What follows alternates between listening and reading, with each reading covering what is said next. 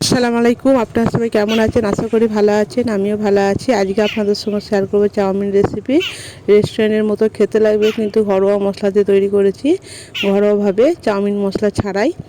পুরো ভিডিওটা স্কিপ না করে দেখবেন, আশা করি ভালো লাগবে। লোভনীয়, খেতে কিন্তু তার চেয়ে বেশি মজা। পারফেক্ট মশলা দিয়ে রান্না করা হয়েছে, একদম কম বেশি মশলা নয়। মশলা ভিন ধরতে গেলে একদম নামমাত্র মশলা দিয়ে। এখানে প্রথমে চাউমিনটাকে সেদ্ধ করে নেব। তার জন্য দেখুন, লবণ আর সাদা তেল দিয়ে ভালো করে সেটাকে ফুটিয়ে নিচ্ছি। 3-4 মিনিটের মতন ফুটিয়ে নিতে হবে। ফুটানো হয়ে যাওয়ার পরে তারপর চাউমিনটাকে দিয়ে দিচ্ছি। চাউমিনটাকে ভালো করে 2-3 মিনিটের মতো নাড়াচাড়া করে রান্না করে নিতে হবে, বেশি সেদ্ধ না হয়ে যায় সেদিকে খেয়াল রাখতে হবে। দেখুন, আমার কিন্তু চাউমিনটা সেদ্ধ হয়ে গেছে 80% মতন। ভালো করে ঢেলে নেব। একটা জায়গায় ঢেলে ঠান্ডা পানিতে সঙ্গে সঙ্গে ধুয়ে নিতে হবে, তাতে চাউমিনটা কিন্তু ঝরঝরে থাকে। আমি ঠান্ডা পানি দিয়ে ধুয়ে নিচ্ছি। দেখুন, ভালো করে নাড়াচাড়া করে দিচ্ছি যাতে একটু ঝরঝরে থাকে। তারপর এখানে দেখুন, বাঁধাকপি আর গাজর কুচিয়ে নিয়েছি। ওই দুটো জিনিসই কুচিয়েছি, আর কিছুই দেবে না। তাতে এই চাউমিনটাকে বানাবো। সাদা তেল দিয়ে চাউমিনটাকে এই বাঁধাকপি আর গাজর ভেজে নেব। অল্প একটু লবণ দিয়ে দিচ্ছি।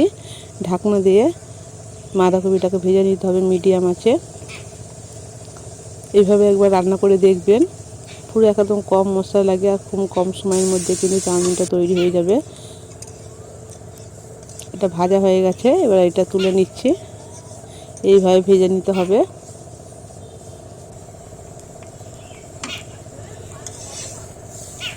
সবগুলো তুলে নেওয়ার পরে আবারও কড়াইতে আমি তেল দিয়ে দেব। সাদা তেল দিয়ে দিচ্ছি। দেওয়ার পরে আবার আমি দিয়ে দিচ্ছি এখানে ডিম। তেলটা ভালোভাবে গরম করে নেব। ডিমটা কম বেশি আপনারা বাড়িয়ে কমে নিতে পারেন। আমি এখানে 3টা ডিম দিয়ে দিচ্ছি। 4টে ডিম দিয়েছি, যেহেতু বাচ্চারা ডিমটা বেশি পছন্দ করবে খেতে, তাতে চাউমিনটা আকর্ষণীয় হবে বাচ্চাদের কাছে। ডিমটা যেন বেশি করে দিয়েছি। তাতে এখানে আমি ধনিয়া গুঁড়ো দিয়ে দিচ্ছি আর লবণ দিয়ে ভালো করে ভেজে নেব। এখানে জিরে গুঁড়োটা দিইনি, শুধু ধনিয়া গুঁড়ো একটু বেশি করে দিয়ে ভালো করে ডিমটাকে ভেজে নিতে হবে ঝুড়ি ঝুড়ির মতন। ভাজা হয়ে গেছে দেখুন, এটা এবার তুলে নিচ্ছি আমি। আমার ডিমটাও ভাজা হয়ে গেল। আবারও কড়াইতে আমি তেল দিয়ে দিচ্ছি। তেলটা ভালোভাবে গরম হয়ে যাওয়ার পরে সব চাউমিন আমি দিয়ে দিচ্ছি একসঙ্গে। যেহেতু আমার কড়াটা বড় আছে, আমি ভালো করে দুটো খুন্তির সাহায্যে উল্টে পাল্টে ভেজে নিতে হবে। পুরো একদম ভাজা না হয়ে যায়, হাই ফ্লেমে 3-4 মিনিটের মতো অনবরত নাড়াচাড়া করতে হবে।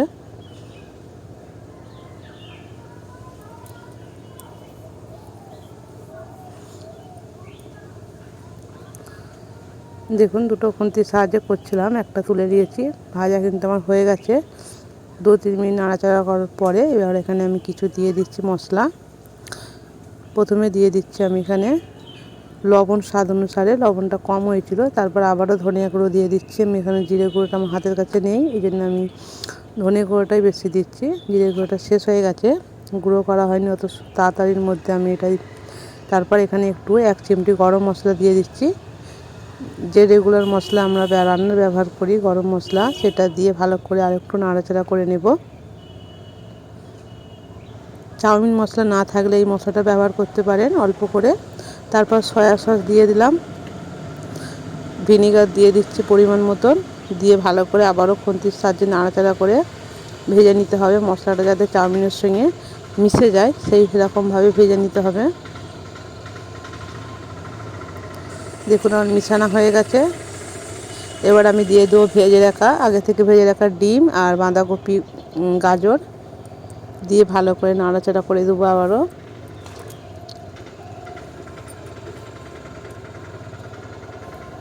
ভালো করে মিক্সটা করতে হবে। আমার সমস্ত মশলা কিন্তু দেওয়া হয়ে গেছে। এবার একটু ভালো করে খুন্তির সাহায্যে মিশিয়ে নিতে হবে, যাতে সব উপকরণগুলো ভালো করে মিশে যায়। দেখতেই পাচ্ছেন মিশানো হয়ে গেছে, একদম ঝরঝরে হয়েছে।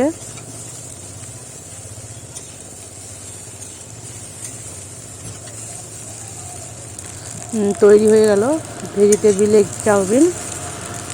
একটা জায়গায় আমি পরিবেশন করে দেখাচ্ছি। দেখুন কত লোভনীয় হয়েছে। এখানে ভিডিওটা শেষ করছি। সবাই ভালো থাকবেন, সুস্থ থাকবেন।